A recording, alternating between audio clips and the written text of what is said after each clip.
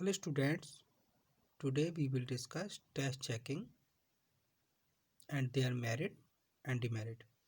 आज हम परीक्षण जांच और इसके गुण एवं दोषों को डिस्कस करेंगे। देखिए, परीक्षण जांच अंकेक्षण की एक विशिष्ट कार्यविधि है जिसमें संपूर्ण लेखों की जांच के स्थान पर कुछ प्रतिनिधि या नमूने के लेखों की ही विस्तृत जांच पड़ताल की जाती है। यदि ये चुने हुए लेखे सही होते हैं तो अन्य लेखे भी सही मान लिए जाते हैं, और यदि ये चुने हुए लेखे गलत होते हैं तो अन्य लेखों को भी गलत माना जाता है। ये जांच प्रणाली उन्हीं बिजनेस इंस्टीट्यूशन के लिए सूटेबल होती है जहां एक सक्षम और प्रभावशाली आंतरिक निरीक्षण प्रणाली लागू होती है। Testing and test checking means to select and examine a representative sample from a large number of similar items according to Meeks. Meek के अनुसार परीक्षण जांच से तात्पर्य एक ही प्रकृति के बहुत से लेन देनों में से कुछ प्रतिनिधि लेन देनों का चयन एवं परीक्षण करने से है। परीक्षण जांच इस सिद्धांत पर आधारित है जो विशेषताएं संपूर्ण वस्तु के किसी भाग में पाई जाती हैं और वही विशेषताएं संपूर्ण वस्तु में निहित होती हैं। इसलिए यदि कुछ चुने हुए लेखों की पूरी जांच कर ली जाए और इस जांच के फलस्वरूप जो दृष्टिकोण इन लेखों के बारे में बनाया जाए वही दृष्टिकोण संपूर्ण लेखों के बारे में बनाया जा सकता है, क्योंकि ये चुने हुए लेख संपूर्ण लेखों का ही एक भाग होते हैं। डिक्सी के अनुसार देखें तो परीक्षण जांच के लिए जिन मदों का चयन किया जाए वह ऐसी मद होनी चाहिए जो संपूर्ण क्षेत्र का प्रतिनिधित्व करती हों, जिसका अंकेक्षण किया जाना है। अर्थात चुने हुए मद जैसे विभिन्न प्रकार के सौदों से, विभिन्न प्रकार के कार्यों में से या संपूर्ण वर्ष के व्यवहारों से हों। तो इस प्रकार परीक्षण जांच इस प्रकार की हो कि उसमें जो भी डेटा चुना जाए उन चुने हुए लेखों से संपूर्ण क्षेत्र की जांच की जा सके। इस प्रकार परीक्षण जांच में कुछ विशेषताएं पाई जाती हैं। परीक्षण जांच हमेशा दैव निदर्शन पर आधारित होती है। इसके अंतर्गत कुछ प्रतिनिधि लेखों को चुनकर उनकी डीप स्टडी की जाती है। यदि चेकिंग के दौरान प्रतिनिधि लेखे सही निकलते हैं तो शेष सभी लेखों को भी सही मान लिया जाता है। यदि जांच के दौरान प्रतिनिधि लेखे हैं वो अगर गलत निकलेंगे तो हम शेष सभी लेखों को गलत मान लेते हैं। तो इसमें निदर्शन का गुण पाया जाता है। परीक्षण जांच कुछ चुने हुए लेखे संपूर्ण लेखों के प्रतिनिधि होते हैं, तो इसमें प्रतिनिधि मतलब रिप्रेजेंटेटिव का गुण पाया जाता है।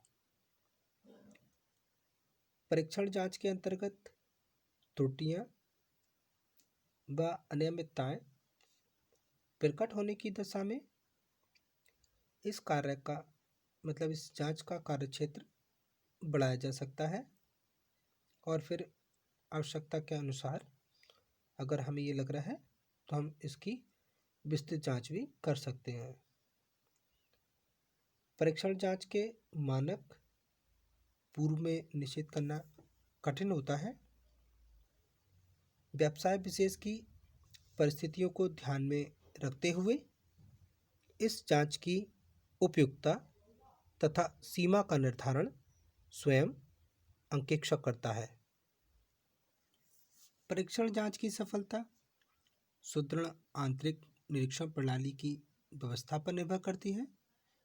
यदि संस्था में विद्यमान आंतरिक निरीक्षण प्रणाली कमजोर है तो ऐसी दशा में विस्तृत जांच करना आवश्यक हो जाता है। अगर स्ट्रांग है तो हम सैंपल के तौर पर जांच कर सकते हैं। परीक्षण जांच का उद्देश्य अंकेक्षक को विस्तृत जांच से छुटकारा देना होता है। इसके द्वारा बचाए गए समय को अंकेक्षक अधिक महत्वपूर्ण व्यवहारों की जांच में लगा सकता है। परीक्षण जांच करते समय हमें कुछ सावधानियां रखनी आवश्यक है, जैसे सही प्रतिनिधि लेखों का चयन। परीक्षण जांच करते समय अंकेक्षक को चाहिए कि वह परीक्षण जांच के लिए जिन लेन देनों या लेखों का चुनाव करे वह लेखे अन्य सभी लेखों का प्रतिनिधित्व करते हों। प्रत्येक कर्मचारी के कार्य का समावेश करना चाहिए। यदि सभी कर्मचारी के कार्यों को हम शामिल नहीं करेंगे तो ये संभावना बनी रहेगी कि किसी कर्मचारी द्वारा किया गया कपट या गबन बचे जाए। विभिन्न समय के लेखों का समावेश भी किया जाना चाहिए। अंकेक्षक द्वारा प्रत्येक पुस्तक के विभिन्न अवधि वाले लेखों की जांच के लिए चुनना चाहिए। इससे किसी समय विशेष में की गई बेईमानी का पता चल जाता है। इसके अलावा वर्ष के प्रारंभ में और अंत के लेखों की जांच की जानी चाहिए। जिस अवधि के लेखों का अंकेक्षण किया जा रहा है, अंकेक्षक को चाहिए कि उनके प्रारंभिक समय और अंतिम समय के लेखों की गहनता से जांच करे, क्योंकि लेखों में जनरली जो बेईमानी होती है वो प्रारंभिक जो शेष होते हैं उनको उतारने में या वर्ष के अंत में की जाती है। इसके अलावा परीक्षण जांच करते समय रोकड़ बही की पूरी जांच करनी चाहिए, क्योंकि रोकड़ बही ही एक ऐसी लेखा पुस्तक होती है जिसमें बेईमानी की संभावना सबसे ज़्यादा रहती है। इसलिए एक ऑडिटर को चाहिए कि इसकी टेस्ट चेकिंग न करके बल्कि इसमें प्रतिदिन के जो लेखे हैं उनकी सभी की जांच करनी चाहिए। इस प्रकार समायोजन प्रविष्टियों का चुनाव परीक्षण जांच के लिए नहीं करना चाहिए। इसके अलावा टेस्ट चेकिंग के लिए हमें लेखों का अचानक चयन करना चाहिए। परीक्षण जांच के लिए जिन लेखों का चयन करना है उसके कर्मचारी को जानकारी नहीं देनी चाहिए, मतलब जो चुनाव करें हम अचानक ही करें। परीक्षण जांच के कुछ लाभ हैं, जैसे समय की बचत। परीक्षण जांच में निश्चित अवधि में हुए सभी लेन देनों की जांच न करके हम कुछ ही प्रतिनिधि लेखों की जांच करते हैं, तो इससे क्या होता है, अंकेक्षण कार्य कम समय में समाप्त हो जाता है। परीक्षण जांच में किसी भी लेखे की जांच हो सकती है, इसलिए कर्मचारी अपना कार्य सावधानी से करते हैं, जिसके फलस्वरूप क्या होता है, लेखे अधिकतर ठीक रखे जाते हैं। इस प्रकार परीक्षण जांच के निष्कर्ष भी सही निकलते हैं। परीक्षण जांच प्रणाली वहीं प्रयोग में लाई जा सकती है जहां आंतरिक निरीक्षण प्रणाली संतोषप्रद होती है। इसलिए आंतरिक निरीक्षण प्रणाली पर विशेष ध्यान दिया जाना चाहिए।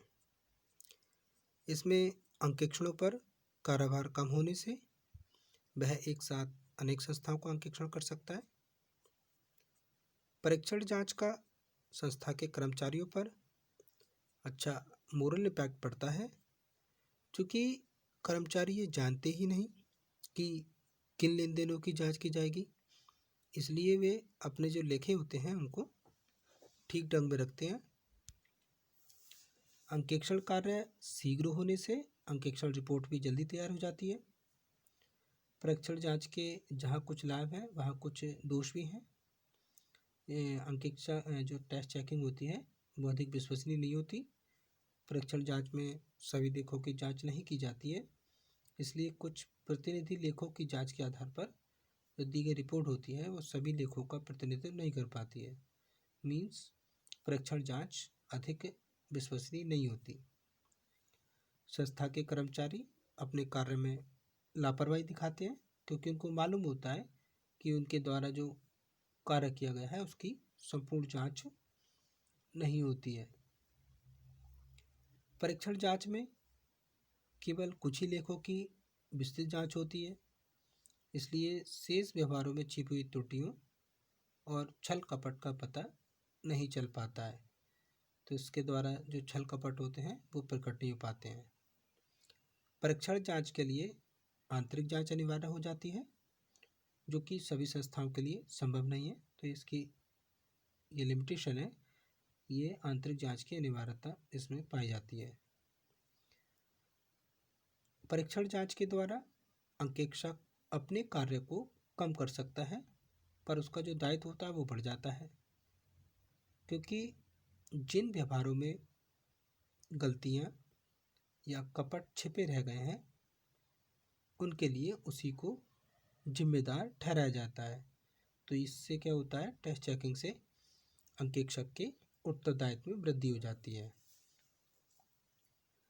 परीक्षण जांच द्वारा किया गया अंकेक्षण कार्य अधिक विश्वसनीय नहीं होता, इसलिए इस आधार पर बनाई गई रिपोर्ट भी संतोषजनक नहीं मानी जाती है। परीक्षण जांच से अंकेक्षक का कार्य कम हो जाता है, अर्थात अंकेक्षक अपना श्रम और समय बचाने के लिए परीक्षण जांच करता है। इसलिए यदि परीक्षण जांच के कारण किसी पक्ष को कोई हानि होती है, किसी प्रकार का कोई लॉस होता है, तो उसके लिए ऑडिटर रेस्पॉन्सिबल होता है, क्योंकि नियोक्ता ये नहीं चाहता कि उसके खाते की परीक्षण जांच हो। यदि कोई अंकेक्षक परीक्षण जांच करता है तो उसे उपयुक्त सावधानियों का पूरा ध्यान रखना चाहिए, क्योंकि परीक्षण जांच अंकेक्षक के कार्यभार को कम कर सकते हैं, लेकिन उसकी जो रेस्पॉन्सिबिलिटी बनती है, उसकी जो जिम्मेदारियां बनती हैं उसको कम नहीं कर सकते। इसलिए परीक्षण जांच के संबंध में अंकेक्षक को अपने दायित्वों को ध्यान में रखते हुए कार्य को संपन्न करना चाहिए। तो आज की वीडियो के लिए इतना ही। Thank you very much students.